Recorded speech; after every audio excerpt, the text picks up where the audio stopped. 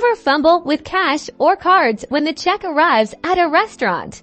Well, get ready to ditch the digging because today, we're unlocking the super simple secret of using Apple Pay next time you dine out. First, make sure you've actually added your credit or debit card to your Apple Wallet app. Open the Wallet app, tap the plus sign in the upper right corner, and follow the instructions to add your card. Piece of cake. Once you're ready to pay, tell your server you'd like to use Apple Pay. Most modern restaurants now have contactless payment terminals. When the terminal prompts you to pay, simply hold your iPhone near the contactless symbol. You may need to double-click the side button on your iPhone, or use Face ID or Touch ID to authenticate.